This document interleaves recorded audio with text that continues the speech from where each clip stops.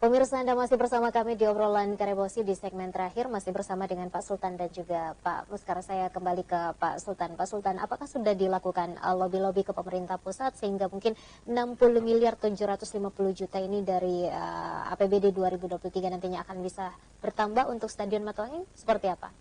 Jadi kalau soal lobby-lobby sebenarnya sudah bukan lagi lobby-lobby yang kita lakukan, karena urusan pemerintahan daerah dengan urusan pemerintahan pusat itu adalah sebuah keniscayaan dalam sebuah hubungan yang baik ya. Dari apa yang menjadi keresahan kita, apa yang menjadi keinginan kita, seluruh sektor, multisektor itu tentu ada kerannya di atas. Jadi sektor PU kita butuh pembangunan jalan nih gitu ya, pasti kucurannya dari pemerintah pusat juga pasti ada. Kemudian begitu juga di Perindak misalnya kita butuh bagaimana menstimulasi ini UMKM dan lain sebagainya, tentu ada bantuan dari pusat.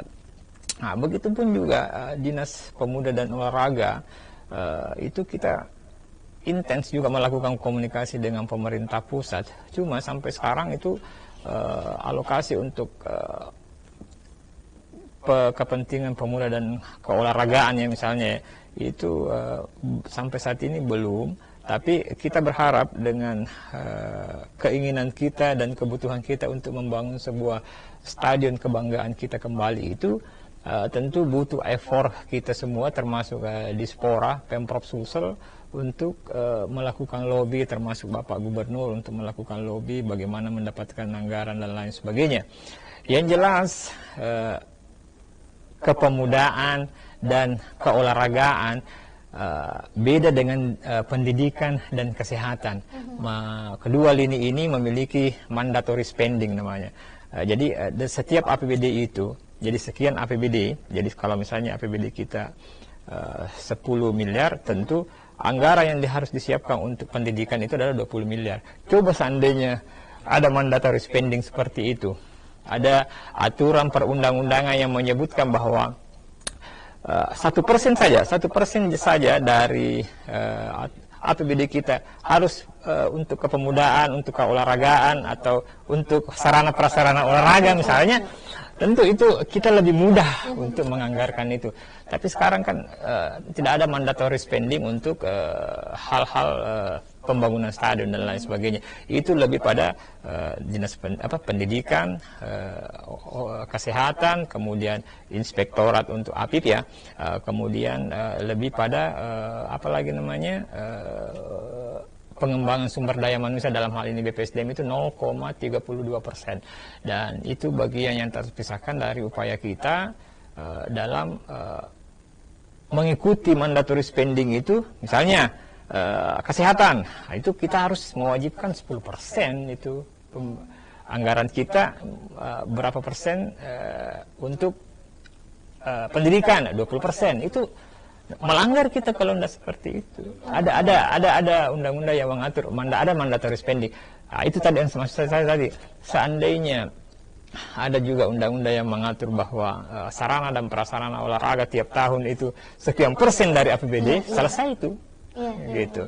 Itu tidak ada. Dan terkait misalnya pembangunan yang akan dilaksanakan tahun depan, sekali lagi bahwa pemerintah Provinsi Sulawesi Selatan di bawah Pak Gubernur Andi Sudirman Sulaiman tetap komitmen untuk membangun Stadion Matuangin, stadion kebanggaan kita. Kita berharap bukan kebanggaannya saja Mbak Pika, bukan kebanggaannya Pak, tapi kebanggaan kita semua. Dan sekali lagi ini berkait dengan kemampuan keuangan daerah, dan lagi-lagi juga selain itu tentu bebas hukum lah, bebas gugatan dan lain sebagainya, clear dan clean, sehingga enak tong itu Mbak Pika, kalau selesai pembangunan tidak ada masalah di belakang Pak.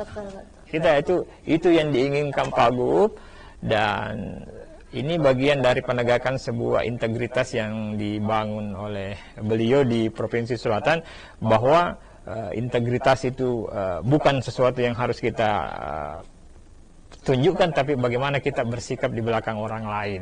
Jadi kita banyak aparat-aparat kita mendapat mohon maaf ya, mendapat sanksi hanya karena melakukan upaya-upaya distorsi ya, dan itu yang didengungkan Bapak Gubernur, bagaimana menciptakan birokrat-birokrat yang melayani masyarakat tanpa ada sesuatu yang menyimpang. Itu yang bagian yang terpisahkan dari komitmen beliau dalam pencapaian pemerintahan yang berintegritas.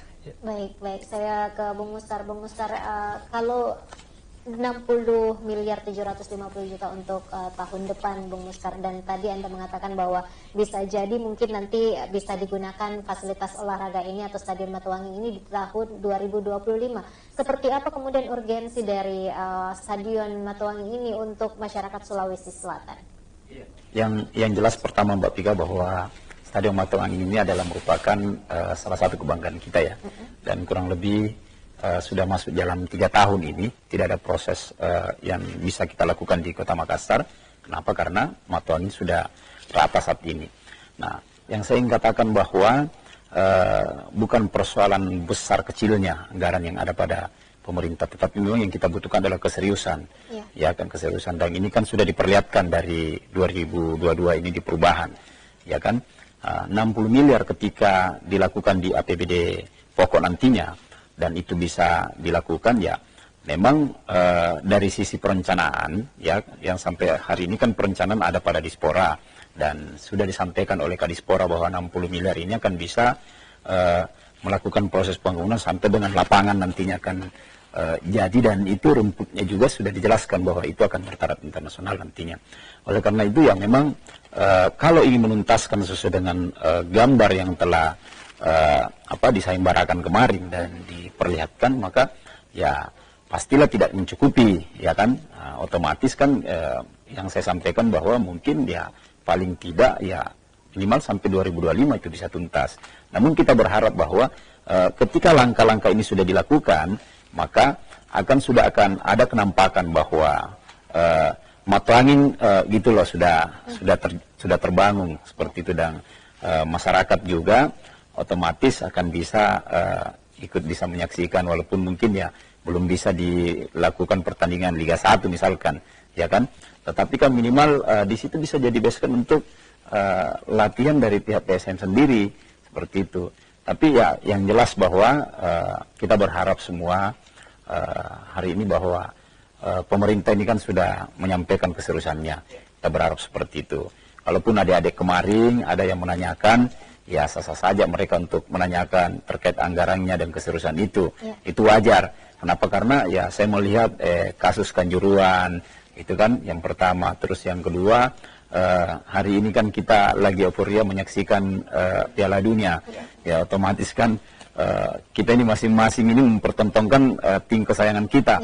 Ya kan, di mana-mana di setiap warkop itu yang dibahas itu hari ini adalah Piala Dunia kalau kita berbicara olahraga.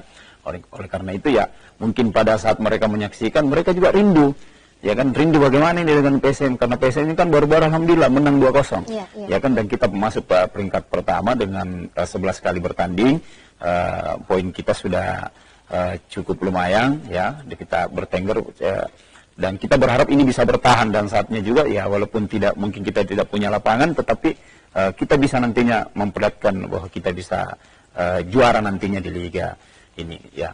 Ini mungkin semua ya yang kita sayangkan karena terjadi anarkis di dalamnya. Mudah-mudahan ya teman-teman, adik-adik semua, sahabat-sahabat supporter nantinya, apalagi kemarin ini kan saya sudah berdiskusi dengan teman-teman supporter bahwa kita ini kan supporter Kota Makassar ini sebetulnya jauh lebih solid dibanding supporter-supporter yang ada di Jawa ya. Kenapa? Karena mereka lebih dewasa menyaksikan pertandingan tim kesayangan mereka. Ya, sekali lagi bahwa itu terlepas daripada hal-hal yang memang ya kita harus juga bahwa itu sudah terjadi. Intinya bagaimana jalannya nantinya, karena ini adalah merupakan keinginan mereka dan doa mereka semua bagaimana Matuwangi bisa terbangun secepatnya, dan Pak Sultan sudah menyampaikan selaku Kabid Komunikasi Infokom ini bahwa insya Allah di 2023 ini kurang lebih 60 miliar ini proses pembangunannya akan bisa berjalan, dan kita akan menunggu itu nantinya. Kita akan menunggu Pak Gubernur untuk melakukan actionnya nantinya. Kalau itu dilakukan ya ada waktulah.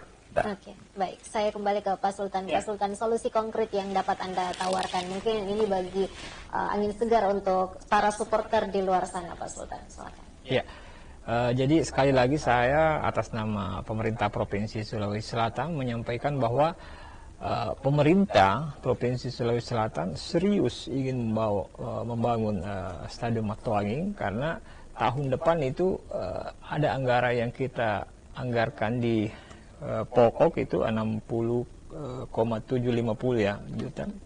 Itu akan kita realisasikan sepanjang seluruh pendekatan-pendekatan hukum dan lain sebagainya itu sudah clear and clean. Karena bagi Bapak Gubernur itu tidak mau meninggalkan sedikit pun masalah di kemudian hari, termasuk masalah bagi para pejabat gubernur nanti ya, penjabat atau PLT gubernur nanti ke depan. Jadi saya atau siapapun kita di Provinsi Sulawesi Selatan menginginkan agar Stadion Matuanging juga terbangun dengan baik.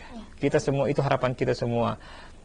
Harapan kita semua agar Matuanging dibangun dengan baik. Nah, solusinya tentu kita berharap, kita menunggu proses hukum selesai dan anggaran sudah disahkan, kita menunggu dan insya Allah kita running begitu clear and clean tahun 2023. Pak Musgar, silahkan solusi konkret Anda. Yang pertama bahwa kembali saya katakan bahwa Matuanging adalah kebanggaan kita. Ya kan? Kami berharap bahwa pemerintah provinsi akan merealisasikan nantinya APBD pokok nanti di 60 miliar untuk dilakukan running pembangunan kan. Nah, karena action memang ini harus kita perlihatkan nanti sehingga di akhir masa jabatan Bapak Gubernur tidak ada terkesan nantinya bahwa beliau tidak pernah menyepelekan Matuanging. Kita berharap seperti itu, tapi saya yakin bahwa keseriusan kemarin kan sudah dilakukan di perubahan ini. Ya, mudah-mudahan di pokok nantinya ini kan sudah bisa berjalan. Tapi memang harus juga clear and clean juga dengan kasus-kasus yang lain juga. Memang ya hambatan kita juga itu harus kita akui ketika masih ada gugatan, maka itu juga menjadi hambatan besar. Ya, kita berharap nantinya pihak YOS juga bisa berbesar hati lah menyerahkan Matuanging ini dia bawa pengelolaan provinsi kan. Kita berharap seperti itu sehingga tidak ada hambatan di dalamnya. Nah, dan yang saya harapkan juga kepada seluruh teman-teman supporter nantinya, ya kalau bisa kita duduk barenglah bersama. Saya siap untuk menemani mereka juga untuk kita pergi menanyakan ke Bapak Gubernur nantinya setelah pulang dari Jakarta. Dan saya yakin ya paling tidak apa yang disampaikan sama lah yang disampaikan juga dengan Pak Sultan hari ini. Seperti itu kan, karena tidak mungkin beliau diutus ke tempat ini mewakili Dispora dan provinsi ini untuk menyampaikan hal-hal yang di Sulawesi ini kalau beliau sudah tidak diberikan hak untuk menjawab semua apa-apa yang Mbak Tika pertanyakan. Dan kita berharap bahwa Bismillah, kita berdoa bahwa Matuanging akan bisa terbangun dengan baik dan tidak ada masalah di dalamnya, dan kita bisa menyaksikan kembali tim kesayangan kita PSM Makassar untuk bisa berlaga di Matuanging nantinya. Oke, terima kasih Bung Sultan, terima kasih Pak Musgar sudah bergabung bersama kami di obrolan Karebosi di edisi hari ini. Semoga kehadiran Pak Sultan dan juga Bung Musgar di tempat ini kemudian bisa menjawab pertanyaan-pertanyaan dari teman-teman supporter PSM Makassar dan juga aliansi pecinta Matuanging. Pemirsa, 60 menit sudah kami menemani Anda di obrolan Karebosi edisi hari ini. Saya Rafiqah Mustaqimah Wardah pamit. Wassalamualaikum warahmatullahi wabarakatuh.